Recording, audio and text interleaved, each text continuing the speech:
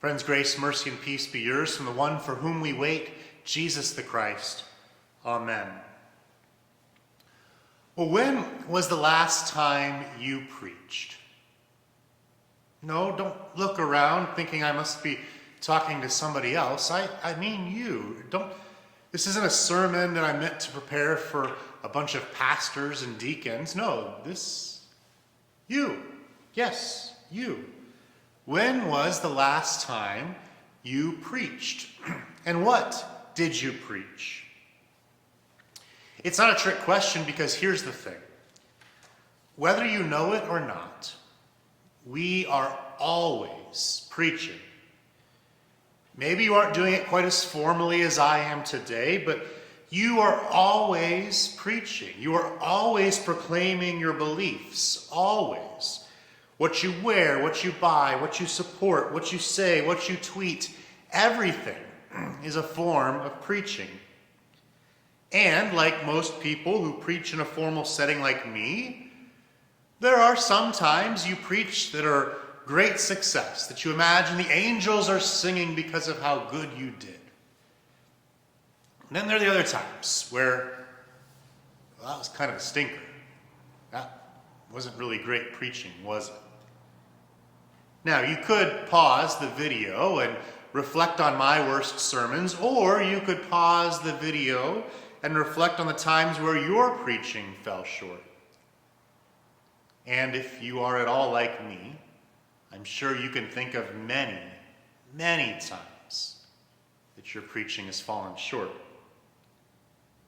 Those times that it seems like we proclaim some sort of recycled garbage instead of the truth that we're called to proclaim. Those times we've chosen to complain about things instead of going and making a difference. Those times where we fall short and don't preach what we're called to preach. Which then begs the question, what then should I preach? If I'm preaching all the time, how do I know if I'm preaching what I should or what I shouldn't?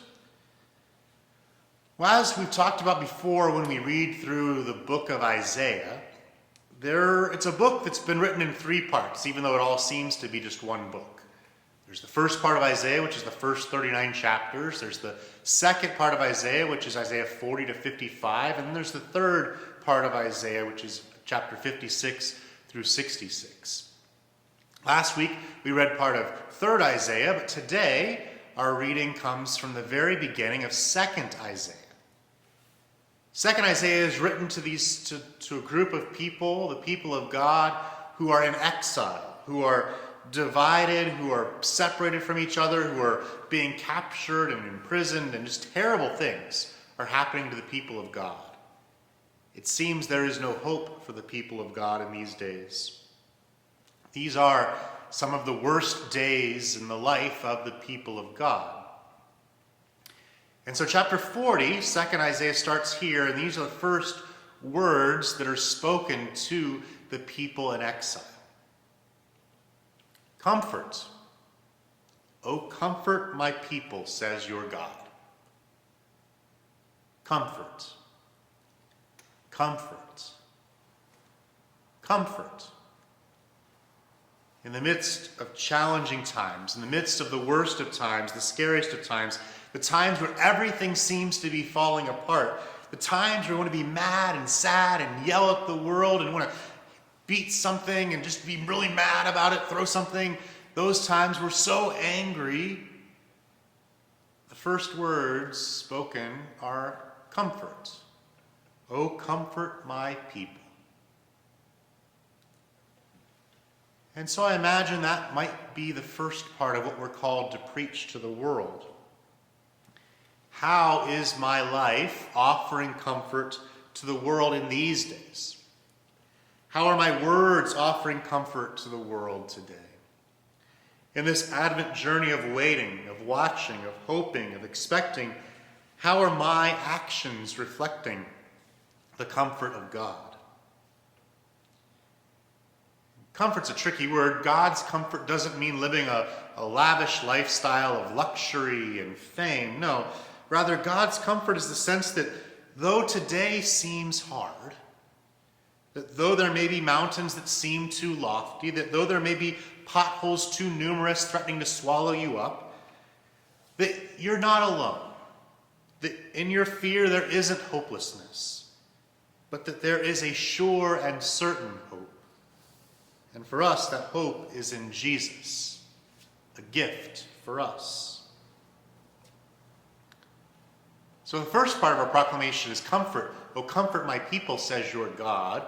What then is the second part of what we are called to preach? And for that, we have to fast forward several hundred years to our gospel reading today from the Gospel of Mark, the very first of the Gospels to be written. And how does our reading today begin? We start with chapter 1 of Mark's Gospel today. It starts by quoting the second part of our first reading from 2nd Isaiah. Very confusing, all these numbers. But it starts by quoting Isaiah. And it says this: "As it is written in the prophet Isaiah, see, I am sending my messenger ahead of you, who will prepare your way, the voice of one crying out in the wilderness, prepare the ways of the Lord, make his paths straight."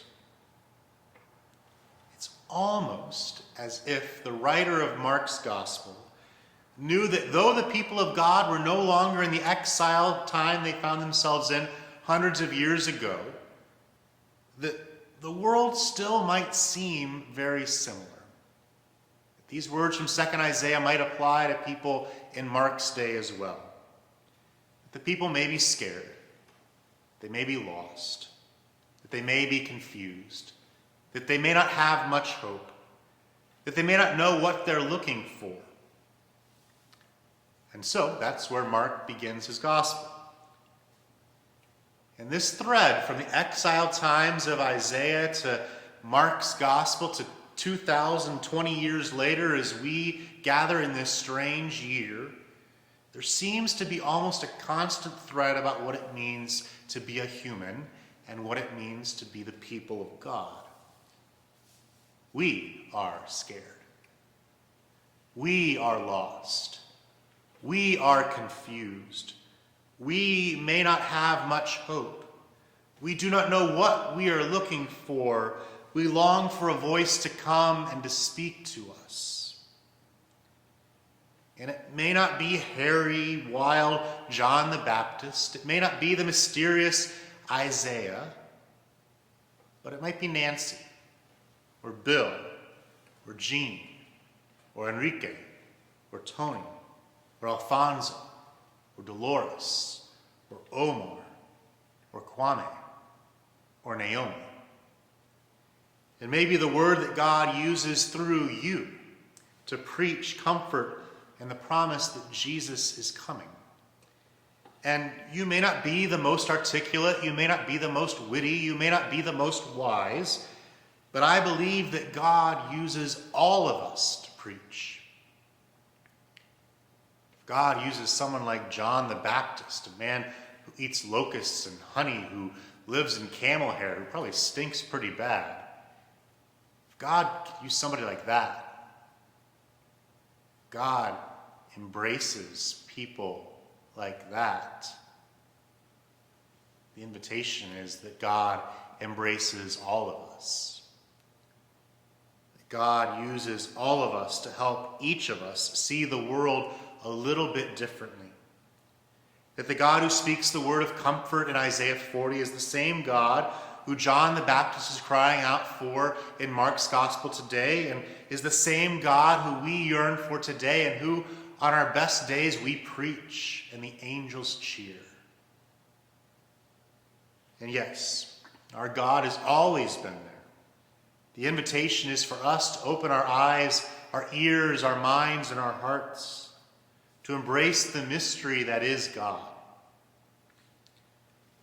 So friends, I'm not going to tell you what to preach, what words to use, or what actions to preach, because we each have our own voice. You have your own voice, and you are called to speak your words of comfort and to announce the coming of God in the ways that are most true to who you are and how you see the world. And people will be blessed and transformed by that, because God is in that.